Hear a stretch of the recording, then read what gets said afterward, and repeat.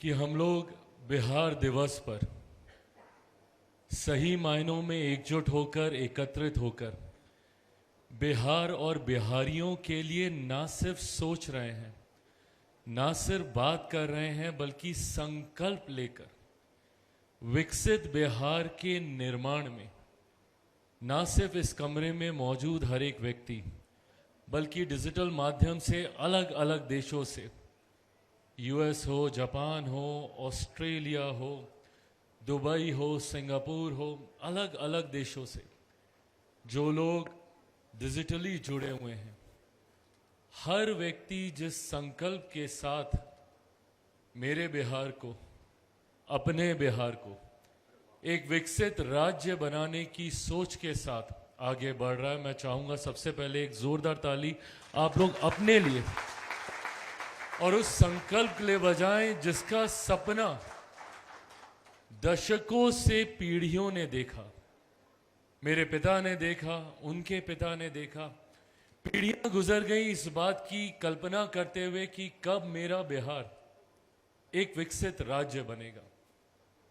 हम लोगों ने वो दौर भी देखा जब बिहार में रहना असंभव हो गया था, बड़े स्तर पर वहां पर पलायन शुरू हुआ, और तकलीफ आज इस बात की होती है कि जो पलायन शुरू हुआ वो आज तक रुका नहीं है।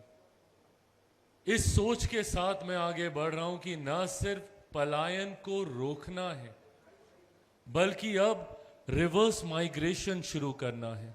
जो लोग पलायन कर कर बिहार से बाहर दूसरे राज्यों में या दूसरे देशों में गए हैं, उनको वापस अपने बिहार लेकर जाना है। बिहार को इस कदर, इस हद तक हम लोगों को मिलकर विकसित करना है। बीटो की सोच, इसकी शुरुआत कहाँ से हुई, जो नए साथी जुड़े हैं उनके साथ मैं साझा करना चाहूँगा। क्या है बीटो और क्यों हम लोगों ने बीटो की शुरुआत की। लंबे समय से, लगभग 2015 से हम लोग बीटो के बारे में हम लोग चर्चा कर रहे थे। ये एक ऐसा समय था जब मैं नया नया सांसद बनकर आया था। 2014 में पहली बार मैं सांसद बना, और साल भर के अनुभव से इस बात का मुझे एहसास हुआ कि अगर हम लोग सिर्फ सरकारों के भरोसे रहेंगे तो संभवतः जिस गति से हम लोग विकास करना चाहते हैं, जो गति हम लोग विकास को देना चाहते हैं, संभवतः शायद हम लोग उस टारगेट को अचीव नहीं कर पाएंगे। ऐसे में जरूरी है एक पैरेलल, एक ऑल्टरनेटिव व्यवस्था का निर्माण करना, जिसके माध्यम से हम लोग ऐसे लोगों को एक मंच पर लेकर आए जो शायद बिहार से बाहर रह रहे हैं पर अपने बिहार के लिए कुछ करने की सोच रखते हैं। इस दौरान मैं जिन जिन देशों में मेरा कार्यक्रम हुआ, जहां जहां पे भी मैं गया, संभवतः संसदीय कार्य की वजह से गया हूं या व्यक्तिगत स्तर पे जहां जहां गया, वहां पर उन राज्यों में, उन देशों में रह रहे जो बिहारी डायस्पोरा के लोग हैं, उन्होंने धीरे धीरे कनेक्ट करना शुरू किया और उन्होंने अपनी सोच को मेरे सामने रखा कि भैया हम भी बिहार के लिए कुछ करना चाहते हैं, but we don't know how to go about it. हम ऐसा क्या करें, कैसे हम लोग बिहार में के लिए अपना योगदान हम लोग करें। कई बार हम लोग कुछ करते हैं बट वो सही में धरातल तक पहुंचता है, नहीं पहुंचता है। जिस सोच के साथ हम लोग कर रहे हैं वो सोच वहां तक पहुंची, नहीं हम लोग को पता चलता। तब से हम लोगों ने धीरे धीरे वी स्टार्टेड वर्किंग।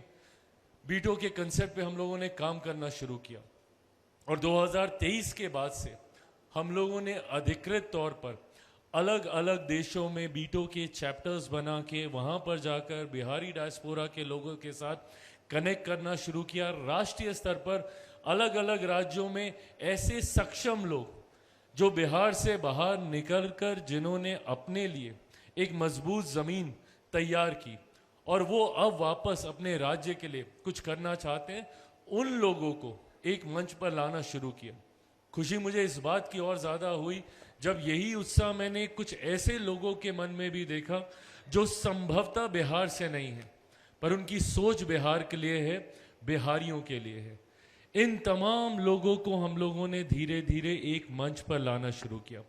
पुनः इसके पीछे की सोच ये थी कि एक ऑल्टरनेट व्यवस्था हम लोग तैयार करें, जहां सरकार के स्तर पर तो कार्य हो रहे हैं, कम ज्यादा डिबेटेबल ये सारी चीजें हो सकती हैं, पर मैं जरूर मानता हूं, क्योंकि मैं उस पीढ़ी का हूं और जो भी इस पीढ़ी का है, शायद हमारी हमसे जो अगली पीढ़ी है उनको इन बातों की जानकारी या अनुभव थोड़ा कम होगा। पर 80 के दशक तक जिन लोगों ने जन्म लिया था वो इस बात को जानते हैं कि 90 का वो दशक बिहार के लिए किस तरीके से था। कई बार हम लोग राजनीतिक मंच पे जब भाषण देते हैं तो हम लोगों को तंज भी कसा जाता है कि भैया कब तक आप लोग 90 के दशक को याद करिएगा।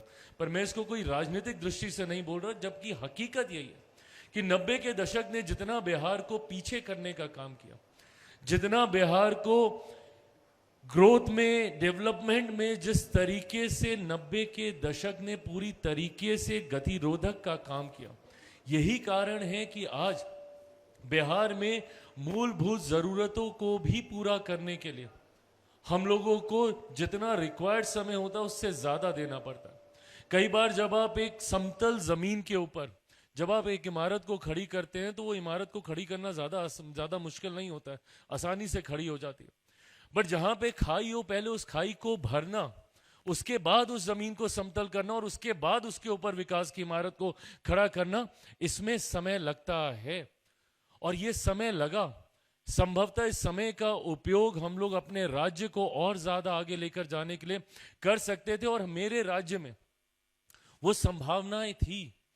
एक से एक बड़े महापुरुषों की जो राज्य धरती रहा हो, गौतम बुद्ध की वो धरती रहा है, भगवान महावीर की वो धरती रहा है, गुरु गोविंद सिंह जी की वो धरती रहा है, मेरी माता सीता की वो धरती रहा है, चाणक्य की धरती, आर्यभट्ट की धरती, एक ऐसी धरती जहां पे हम लोग उस वक्त नालंदा यूनिवर्सिटी पे हम लोग गर्व करते थे, जब देश तो भूल जाइए, दुनिया ने शिक्षा के महत्व को नहीं समझा था। उस वक्त दूसरे देशों से हमारे यहाँ लोग शिक्षा लेने आते थे। और आज उस राज्य के हालात शिक्षा को लेकर क्या हो गए हैं कि मेरे बच्चों को कोटा जाना पड़ता है पढ़ाई करने के लिए, जबकि कोटा में पढ़ने वाला बिहारी, पढ़ाने वाला बिहारी, अधिकांश शैक्षिक संस्थानों के मालिक वहां पे बिहारी, पर व्यवस्था राजस्थानी। क्यों ये व्यवस्था मेरे राज्य में नहीं हो सकती? क्यों दरभंगा में नहीं हो सकती? क्यों हाजीपुर में नहीं हो सकती? क्यों भागलपुर में नहीं हो सकती? क्यों बिहार के अलग अलग जिलों के क्लस्टर्स बना के उसको एजुकेशनल हब के तौर पर हम लोग क्यों नहीं डेवलप कर सकते? ये नहीं हुआ, क्यों? क्योंकि वो 90 का दशक जिस तरीके से भय डर का माहौल वहां पे पूरी तरीके से खड़ा कर दिया गया था। अभी जिस बात का जिक्र अनिल जी कर रहे थे, एक वो दौर जो 25 साल पहले जो व्यक्ति बिहार गया हो और एक आज का समय, मैं मानता हूं कि बदलाव हुए हैं और काफी चीजें सुधरी हैं, कनेक्टिविटी बहुत सुधरी है। हम लोग इस बात को कोसते रहे कि भैया क्यों हमारे राज्य में उद्योग नहीं आए, उद्योग नहीं आए, उद्योग नहीं आए। कैसे आते? इंडस्ट्रियलाइजेशन के लिए जो बेसिक जरूरतें होती हैं, कनेक्टिविटी, बिजली, पानी, ये व्यवस्था ही नहीं थी बिहार में। 90 का वो पूरा दशक देख लीजिए, अर्ली 2000 देख लीजिए, जिस तरीके से वहां पे मैं खुद, कल मैं अपने गांव जा रहा हूं, वहां पे परिवार में घटना घटी, पर ये गांव, कल मैं ये सोच सकता हूं कि मैं सुबह जाऊंगा और शाम को मैं वापस आ जाऊंगा क्योंकि पार्लियामेंट परसों चलेगा। ये सोच मैं इसलिए रख सकता हूं क्यों? क्योंकि आज वो कनेक्टिविटी बनी है। नहीं तो यही वो गांव था जहां पे 2-2 नदियां पार कर कर पूरा दिन मुझे लगता था अपने गांव पहुंचने में। शहर बन्नी खगड़िया में, अलौली विधानसभा में पड़ता है, पूरा दिन मुझे लगता था वहां पहुंचने में। आज मैं 3-3.5 घंटे में वहां पहुंचने की मैं सोच रख सकता हूं। ये कार्य हुए हैं, पर इतने भर से ही हमें संतुष्ट नहीं होना। और एक बड़ी लड़ाई जो हम लोग को मिलकर लड़नी है, वो परसेप्शन की लड़ाई है। 90 के वो दशक और वो पूरे दौर ने एक परसेप्शन ऐसा बना दिया बिहार को लेकर कि बिहार सबसे पिछड़ा राज्य है, कोई कनेक्टिविटी नहीं है, बिजली नहीं होगी, पानी नहीं होगा। चीजें बदली हैं, पर इस बदलाव का जब तक कोई जाएगा नहीं, अनुभव नहीं करेगा, तो सिर्फ चर्चाएं होती रहेंगी। मैं खुद, मेरे विभाग की मैं बात करूं, मैं जो मेरे प्रधानमंत्री ने मुझे जिस विभाग की जिम्मेदारी दी है, फूड प्रोसेसिंग इंडस्ट्रीज की, मैंने जब इसको लेकर बैठकें बिहार में आयोजित करना शुरू किया और मैंने इंडस्ट्री से आग्रह किया कि आप आए, आप निवेश करें मेरे प्रदेश में, तो उनमें से अधिकांश लोगों ने हाथ खड़े कर दिया कि भैया बिहार में नहीं। क्यों? क्योंकि बिहार में सेंस ऑफ सिक्योरिटी नहीं है, बिहार में इंफ्रास्ट्रक्चर नहीं है। उनसे मैंने विनम्र आग्रह किया कि आप गए कभी बिहार? तो जवाब आया नहीं। मैंने बोला एक बार आप चलिए मेरे साथ। और जब वो गए वहां पर, 2 दिन उन्होंने वहां पे प्रवास किया और उसके बाद अगले दिन जब बैठक में मैंने उनसे पूछा कि अब आप बताइए, आपको कोई दिक्कत है यहाँ निवेश करने के लिए? उनका जवाब अलग था। ये परसेप्शन की लड़ाई भी हम लोग को लड़ने की जरूरत है। हम लोग को इस सोच को बदलने की जरूरत है कि बिहार है, पिछड़ा है। आज की तारीख में मैं मानता हूं शायद ही कोई ऐसा क्षेत्र होगा जहां पे आपको बिहारी देखने को ना मिले। और अगर मैं गलत बोलूंगा तो मुझे टोकिएगा, बट बड़े बड़े मीडिया हाउसेज में बड़े बड़े पदों पे आपको बिहारी मिल जाएंगे। बड़े बड़े बिजनेस हाउसेज में आपको सीईओ, सीएफओज आपको बिहारी मिल जाएंगे। नीडलेस टू से maximum number of IAS, IPS officers मेरे बिहार से आते हैं। आप हॉस्पिटल्स में चले जाइए, एचओडीज आपको बिहारी मिल जाएंगे। तो जब बिहारी इतना आगे, तो मेरा बिहार इतना पीछे क्यों रह गया? ये सवाल आज हम लोग को अपने आप से करने की जरूरत है। क्या कारण है कि आज इतना कुछ होने के बावजूद बिहार उस कदर, उस हद तक आगे नहीं बढ़ पाया? जब भारत एक साथ आजाद हुआ, भारत के तमाम प्रदेश एक साथ आजाद हुए, तो क्यों कहीं दिल्ली, बंबई जैसे चमचमाते शहर हम लोग को देखने को मिलते हैं, और दूसरी तरफ मेरा बिहार प्रदेश जो आजादी के लगभग अब 8 दशक होने को आ रहे हैं, और अभी भी पिछड़ा राज्य, पिछड़ा राज्य, पिछड़ा राज्य, कब तक पिछड़ा रहेगा? और इसके लिए हम सबको एकजुट होकर एक साथ आना होगा। आज जब मेरे प्रधानमंत्री 2047 तक जब भारत आजादी की 100वीं वर्षगांठ मना रहा होगा, तब तक मेरा देश एक विकसित भारत बने। जब इस संकल्प के साथ प्रधानमंत्री आगे बढ़ते हैं, तो भारत विकसित तब बनेगा जब मेरा बिहार विकसित बनेगा, जब बिहार का हर एक जिला विकसित बनेगा, जब बिहार का हर एक प्रखंड विकसित बनेगा, जब बिहार का हर एक पंचायत, हर एक गांव, हर एक घर, हर एक परिवार विकसित बनेगा। हमें सिर्फ इंफ्रास्ट्रक्चर पे ही नहीं काम करना होगा। जब तक बिहार का राजस्व नहीं बढ़ेगा, जब तक रेवेन्यू जनरेशन नहीं होगा, जब तक प्रति व्यक्ति आय में इजाफा नहीं होगा। हम लोग किसानों की आय को मजबूती देने की हम लोग बात करते हैं, पर हकीकत है प्रति व्यक्ति आय पर भी हम लोग को काम करना होगा। हम लोग को काम करना होगा इस सोच को आगे बढ़ाने के लिए कि कैसे हर व्यक्ति के हाथ में ज्यादा कमाई बचे, कैसे हर व्यक्ति ज्यादा बचत अपने हाथ में रख सके। इसके लिए जब तक हम लोग रेवेन्यू जनरेट नहीं करेंगे, इसके लिए जब तक हम लोग रेवेन्यू जनरेशन पे हम लोग काम नहीं करेंगे। अब मेरा विभाग जिसका मैं जिक्र कर रहा था, मैं मानता हूं मल्टीपल वर्टिकल्स हैं जो बतौर चैलेंजेस हम लोग के सामने खड़े हैं। और बिहार क्योंकि कृषि प्रधान प्रदेश है, एक बड़ी आबादी वहां पे किसानी के साथ जुड़ी हुई है। ऐसे में प्रसंस्करण का एक ऐसा क्षेत्र है जिसको जितना हम लोग बल दे सकें, और पिछले 1.5 साल में मैंने ये एक ईमानदार प्रयास किया कि ज्यादा से ज्यादा प्रसंस्करण से जुड़े हुए उद्योगों को वहां लेकर जा सकूं। बिहार में मैं जहां से आता हूं, हाजीपुर का केला हो या मुजफ्फरपुर की लीची हो, भागलपुर का आम हो, मखाना जिसका सबसे ज्यादा उत्पादन मेरे राज्य में होता है, आज वो नेशनली ही नहीं ग्लोबली एक सुपरफूड के तौर पर उसकी पहचान बनी है। पर इन चीजों के प्रसंस्करण की व्यवस्था, जब वहां पे फार्म के करीब ही ये प्रोसेसिंग यूनिट्स लगने लग जाएंगे, स्वाभाविक है किसानों की आर्थिक मदद तो उससे होगी ही होगी। आज की तारीख में किसान परेशान इसलिए होता है क्योंकि उसके पास होल्डिंग कैपेसिटी नहीं होती। औने पौने दामों पर जब उसे अपना अनाज बेचना पड़ता है, इस वजह से उसके पास वो कमाई नहीं बचती। बट कल को जब होल्डिंग कैपेसिटी आएगी, वो वैल्यू चेन बनेगी, कोल्ड स्टोरेजेस होंगे, प्रसंस्करण के माध्यम से पेरिशेबल फूड आइटम्स को लंबे समय तक वो होल्ड कर पाएगा, तब उसके पास वो आर्थिक ताकत धीरे धीरे बढ़ेगी। जब उसके पास वो आर्थिक ताकत बढ़ेगी तो अपने आप राज्य का राजस्व ग्रो होने लगेगा। इंडस्ट्री जाएंगी, उससे भी रेवेन्यू जनरेशन होगा, और दूसरा वर्टिकल जो चैलेंज के तौर पे आता है, जॉब अपॉर्चुनिटीज क्रिएट होंगी। और तीसरी और सबसे बड़ी चिंता जो फूड वेस्टेज की हम लोग करते हैं, जो अनाज खराब होता है, और देश की एक बड़ी आबादी आज की तारीख में, संतोष हम लोग को इस बात का है कि कम से कम हमारे पास प्रोडक्शन की चिंता नहीं है। नहीं तो देश ने एक ऐसा दौर भी देखा था जब हमारे पास देश में अनाज की कमी होती थी। हरित क्रांति के माध्यम से, ग्रीन रेवोल्यूशन के माध्यम से हम लोगों ने प्रोडक्शन पे तो बल दिया, वॉल्यूम क्रिएट कर लिया, बट वैल्यू ऐड करने की जब बात आई तो इस सेक्टर को ना के बराबर हम लोगों ने एक्सप्लोर किया। मुझसे पूर्व में किसी एक वक्ता ने इस बात का जिक्र भी किया कि जितनी क्षमता है हम लोगों में, उस क्षमता को हम लोग एक्सप्लोर ही नहीं कर पा रहे हैं। और उस क्षमता को एक्सप्लोर ना करने का कारण लंबे समय तक खैर नीतियां भी रही। इससे पहले प्रसंस्करण के क्षेत्र में एफडीआई को हम लोगों ने अनुमति ही नहीं दी थी। पिछले 11 साल में 100% एफडीआई को हम लोगों ने अनुमति दी, अलग अलग योजना, अलग अलग स्कीम के माध्यम से धीरे धीरे इस क्षेत्र को भी हम लोग बढ़ावा देने का काम कर रहे हैं। पर ये एक क्षेत्र ऐसा है, और मेरा राज्य बिहार जैसा राज्य एक ऐसा राज्य है जहां पे इस सेक्टर के ग्रो होने की अनंत संभावनाएं हैं। मेरे प्रधानमंत्री चाहते हैं कि इवेंचुअली भारत एक ग्लोबल फूड बास्केट के तौर पर अपने आप को दुनिया के सामने प्रस्तुत करे, और ये क्षमता है हम में, जहां एक तरफ हम अपनी फूड नीड्स को सिक्योर करते हुए चाहते हैं कि इवेंचुअली भारत एक ग्लोबल फूड बास्केट के तौर पर अपने आप को दुनिया के सामने प्रस्तुत करे, और ये क्षमता है हम में, जहां एक तरफ हम अपनी फूड नीड्स को सिक्योर करते हुए हम लोग दुनिया को फूड सिक्योरिटी प्रोवाइड कर सकते हैं, और हम लोग कई देशों को कर भी रहे हैं। फूड कॉरिडोर्स हम लोगों ने बिल्ड किए हैं अलग अलग देशों के साथ, ताकि हम अपनी खाद्य ज़रूरतों को पूरा करते हुए उन देशों की भी खाद्य ज़रूरतों को हम लोग पूरा कर सकें। ये क्षमता है हम में, पर ज़रूरत है इसको और बढ़ाने की, और वो प्रसंस्करण के माध्यम से ही होगा, वो प्रोसेसिंग के माध्यम से ही होगा।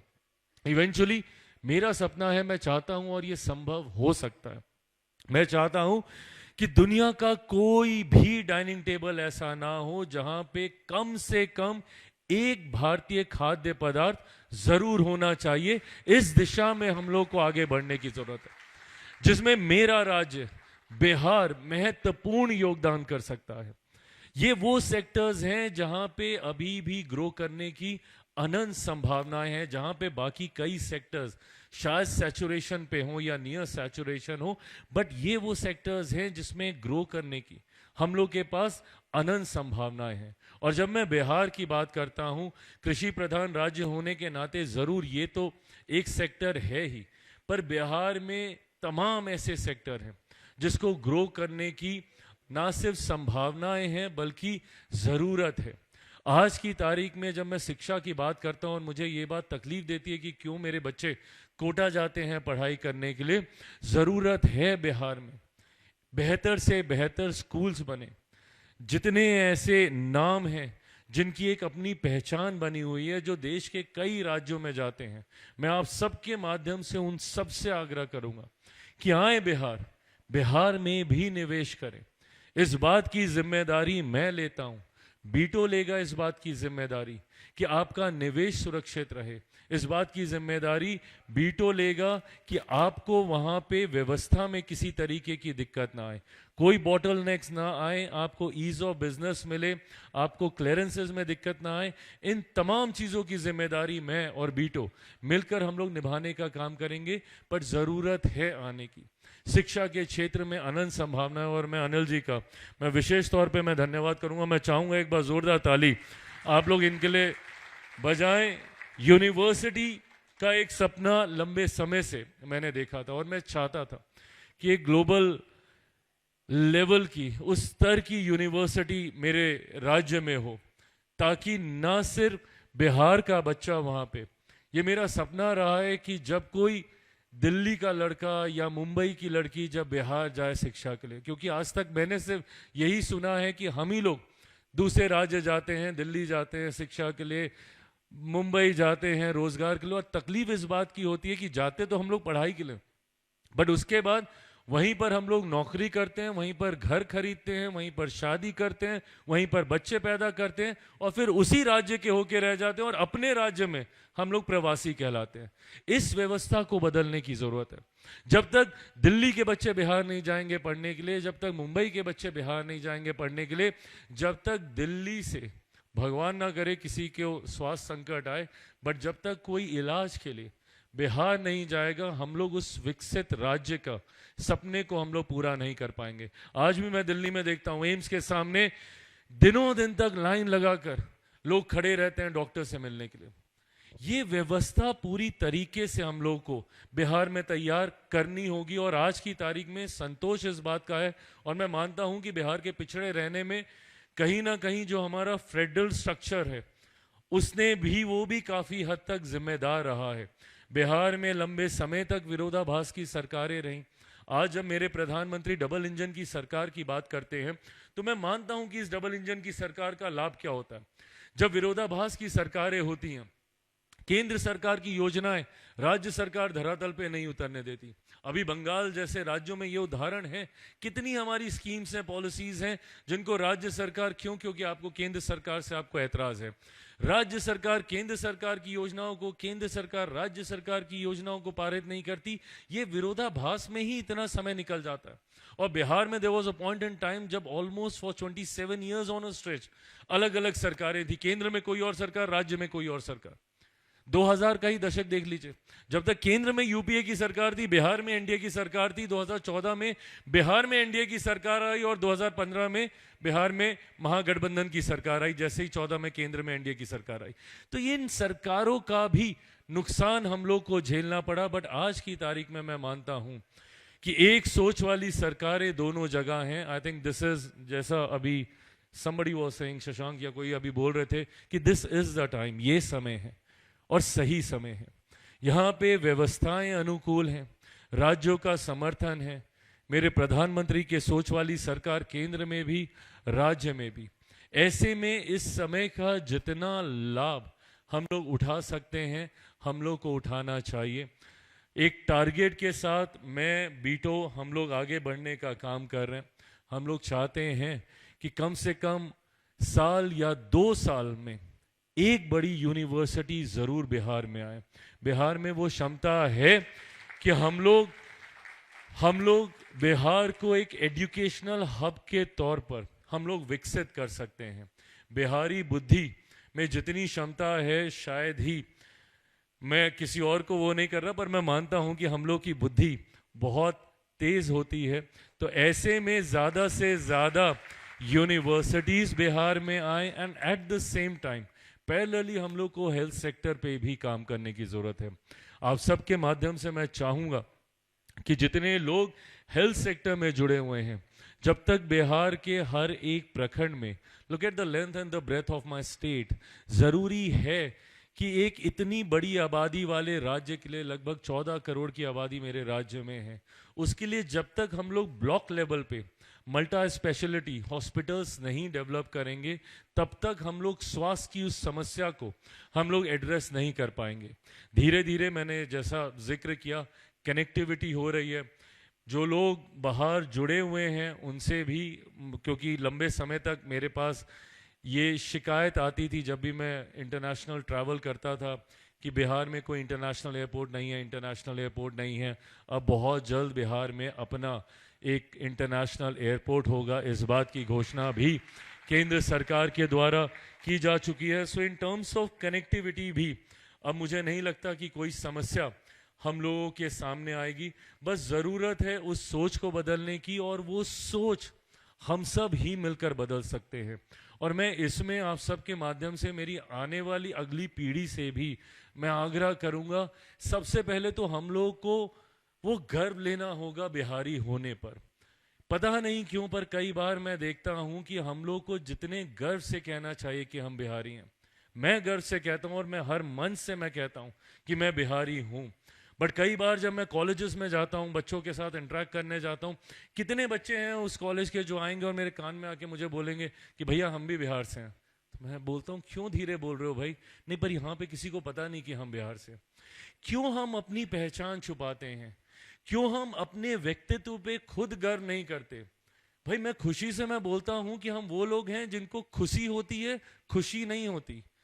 अगर हमारा उच्चारण ऐसा है, उस पर भी हमें गर्व होना चाहिए। और यही भारत की खूबसूरती रही है। अलग अलग बोलियां, अलग अलग भाषाएं, अलग अलग उच्चारण। हम लोग को अपने उच्चारण पे गर्व करना चाहिए, अपनी वेशभूषा पे हम लोग को गर्व करना चाहिए, अपनी परंपराओं पे हम लोग को गर्व करना चाहिए। आज की तारीख में हमारी परंपराएं राष्ट्रीय अंतर्राष्ट्रीय स्तर पर अपनाई जा रही हैं। छठ महापर्व की अब शुरुआत हो रही है। छठ महापर्व जितना बिहार में धूमधाम से मनाया जाता है, उतना ही अमेरिका, लंदन, ऑस्ट्रेलिया, सारी जगह मनाया जाता है। धीरे धीरे हमारी पहचान ग्लोबल स्तर पे बढ़ती जा रही है। हमारी भाषा, भोजपुरी भाषा, आज की तारीख में दुनिया में एक बड़ी आबादी इस भाषा को बोल रही है। तो ऐसे में जब तक हम खुद बिहारी होने पर हम गर्व नहीं करेंगे, तब तक कोई दूसरा हमें उस सम्मान की नजर से नहीं देखेगा। इसी सोच के साथ बीटो की शुरुआत की गई है। ये बिहार के खोए हुए गौरव, बिहार के खोए हुए स्वाभिमान, बिहार की अस्मिता की लड़ाई है। बिहार को एक विकसित राज्य बनाने की लड़ाई है। एक ऐसी व्यवस्था जहां हम किसी दूसरे का इंतजार नहीं करेंगे हमारे लिए कार्य करने का। हम खुद इस व्यवस्था के माध्यम से इतने सक्षम होंगे कि जिस चीज की जरूरत होगी हमें, उस चीज को हम बिहार की धरती पर, धरातल पर हम लोग उतार कर रहेंगे।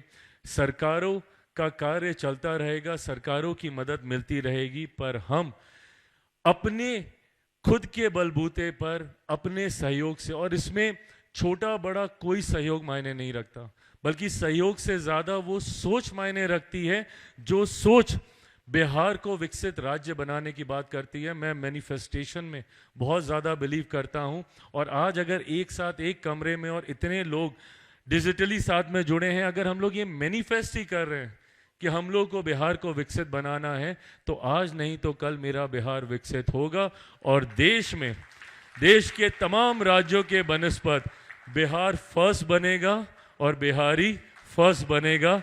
इस सोच के साथ हम लोग आगे बढ़ रहे हैं। मैं यहाँ पे इस कार्यक्रम में सबसे पहले मैं अमरेश का मैं धन्यवाद दूंगा, मेरे छोटे भाई जिन्होंने बीटो को यहाँ तक लाने का काम किया। दिन रात पूरी लगन से, पूरी मेहनत से इन्होंने बीटो को आगे बढ़ाने के लिए हर संभव प्रयास करने का काम किया। मैंने वो दिन भी देखा जब इन्होंने अपने पिता को 2 दिन पहले ही खोया था, और उसके 2 दिन के बाद बीटो का कार्यक्रम था। मैंने खुद अपने पिता को खोया, तो मैं जानता हूं कि ये परिस्थिति कैसी होती है। उसके बावजूद वो उस कार्यक्रम में पूरी ईमानदारी, पूरी निष्ठा के साथ खड़े थे। ये दिखाता है कि कितनी लगन है आप में, कितनी तत्परता है आप में अपने राज्य को लेकर। मैं चाहूँगा एक बार ज़ोरदार ताली आप लोग ज़रूर अमरेश के लिए बजाएं। यहाँ पर मैं पुनः विशेष तौर पर धन्यवाद करूँगा अनिल अग्रवाल जी का, जिन्होंने उस यूनिवर्सिटी का सपना पूरा किया, और ख़ास तौर पे मेरे नेता, मेरे पिता आदरणीय रामविलास पासवान जी के नाम पर, जिन्होंने लंबे समय तक संघर्ष किया। लगभग 5 दशक से ज़्यादा वो सक्रिय राजनीति में रहे, और मुझे इस बात का गर्व होता है कि कोई व्यक्ति 50 साल से ज़्यादा सक्रिय राजनीति में हो और उसके बावजूद उनके ऊपर 1 रुपया तो क्या 1 पैसे का कोई आरोप नहीं लगा सकता। उस व्यक्तित्व का सुपुत्र हूँ मैं, उनका खून मेरी रगों में है, उनका अंश हूँ मैं, और उन्हीं के ही सपने, उन्हीं की ही सोच को पूरा करने की सोच के साथ मैं आगे बढ़ रहा हूँ। और आज इस सोच में मुझे अनिल जी का मजबूत साथ मिला, उसके लिए इनको विशेष तौर पे धन्यवाद। यहाँ पे संस्कृति यूनिवर्सिटी के चांसलर श्री सचिन गुप्ता जी का मैं विशेष तौर पे धन्यवाद करूँगा। यहाँ पर पेटीएम के CEO, उन्होंने अपनी बातों को यहाँ पे रखा। अभय शर्मा जी का मैं विशेष तौर पे धन्यवाद करूँगा। यहाँ पे फाउंडर ऑफ ब्लू आसवा श्री सत्य बंसल जी मौजूद, उनका धन्यवाद। यहाँ पे जिंदगी लाइफ के फाउंडर दीपक महेश्वरी जी का हृदय से आभार। यहाँ पे धनंजय सिंह जी का, DG NHRDN का, उनका विशेष तौर पे धन्यवाद। शशांक, जिनके बारे में देहात स्टार्टअप का आप लोगों ने सुना, ये वो स्टार्टअप्स हैं जिनको बिहार में हम लोग को प्रोत्साहन देने की ज़रूरत है। इनको कंप्लीट हैंड होल्डिंग प्रोवाइड कर कर कैसे इन स्टार्टअप्स को नेशनली एंड ग्लोबली हम लोग आगे लेकर जाएं, उसके लिए भी आज कई लोग सामने आए हैं। मैं उनका भी विशेष तौर पे धन्यवाद करूंगा। मैं जावेद भाई का धन्यवाद करूंगा। सब लोग जानते हैं बहुत खूबसूरत चेहरे इन्होंने अपने हेयर स्टाइलिंग से इन्होंने तैयार करने का काम किया। यहाँ पर मौजूद श्री राजेंद्र विजय जी का, महाराज जी का मैं विशेष तौर पे धन्यवाद करूंगा, जिनका आशीर्वाद मुझे हमेशा मिलता रहा है। श्री जय महाराज जी का विशेष तौर पे धन्यवाद। यहाँ पे मौजूद मेरे पिता के अजीज़ मित्र, उनके साथ कंधे से कंधा मिलाकर चलने वाले और अब उनके जाने के बाद उनकी सोच को आगे लेकर जाने वाले डॉक्टर कलवे रशीद जी का, उनका मैं धन्यवाद करूँगा। यहाँ पे श्री अवधेश कुमार जी का, यहाँ पे श्री आशीष कुमार जी का, ये तमाम साथी हमारे बीटो के साथ जुड़े हुए हैं। आशुतोष मौर्य जी का, विपुल कुमार जी का, और यहाँ पर मौजूद और इस कमरे के बाहर अलग अलग देशों में जितने लोग डिजिटली जुड़े हैं, मैं आप सबका धन्यवाद करूँगा कि आप लोगों ने समय निकाला और आज बिहार दिवस के दिन हम लोग उस संकल्प को सिद्धि बनाने की दृष्टि में आगे लेकर जा रहे हैं, जिसकी सोच मेरे बिहार को विकसित राज्य बनाने की है। बिहार को फर्स्ट, बिहारियों को फर्स्ट बनाने की है। आप सब यहाँ पर आए, मुझे आप लोगों ने समय दिया अपनी बातों को रखने का, उसके लिए बहुत बहुत धन्यवाद। और मुझे बताया गया है कि इसके बाद हम लोग LOIs भी कई अलग अलग क्षेत्रों में हम लोग साइन करने वाले हैं। तो वो लेटर ऑफ इंटेंट ही नहीं बल्कि उसको धरातल पर भी समय सीमा पर हम लोग मिलकर उतारने का काम करेंगे। एक बार फिर से आप सबका बहुत बहुत धन्यवाद। जय हिंद, जय बिहार।